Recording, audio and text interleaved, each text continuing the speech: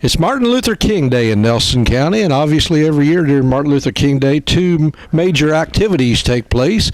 The first, as you're seeing, is just the start, as people are starting to gather at Bethlehem High School for the annual Feed Love the Hungry project that's run by the Bardstown Rotary Club, Bethlehem High School, the Interact Club, and several other high schools and grade schools. As a matter of fact, St. Joseph Elementary is involved as well. So we've got several schools that come together on Martin Luther King Day for Love the Hungry, and this project primarily raises several tons of food packed for this group of organizations, sent off to an organization somewhere throughout the world. We'll find out where that is in just a little bit.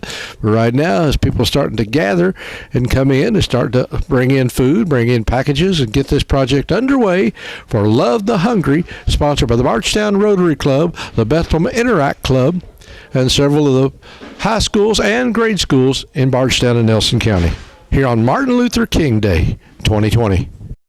We want to thank the Bardstown Rotary Club for sponsoring today's activity. This is the 8th year that we've been to Bardstown packaging meals on Martin Luther King Day, and the total number of meals, I believe, is up right around 150,000 or getting close, perhaps after today. And that's a lot of meals packaged just through this volunteer event on Martin Luther King Day. But it's possible thanks to the donation that's made through the Bardstown Rotary Club, and we want to thank this crew for supporting us year after year. Our program is based out of Louisville, but we work throughout the state of Kentucky, also in southern Indiana, and our purpose is, with the help of volunteers, to provide a very nutrient-rich meal. That's what you're packaging today, that we can then distribute throughout the world to places where children and families suffer from chronic hunger.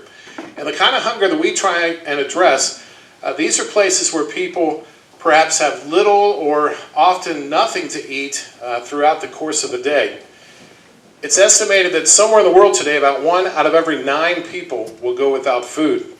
And for children that live in those areas where there's chronic hunger, they're actually 9 times more likely to die from disease or illness that could be prevented if those kids just had the opportunity for better nutrition. If they're stronger, healthier, they could fight off that disease or illness. But unfortunately, when kids are living in chronic hunger, they're just too sick, too weak to be able to fight off illness.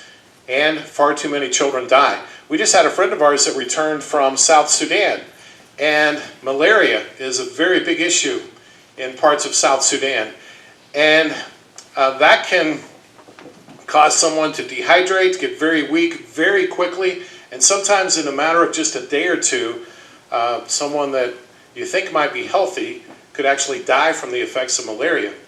Now, often malaria is traced to dirty water, but again, if someone is weak to begin with from a lack of nutrition, they simply can't fight off something like malaria.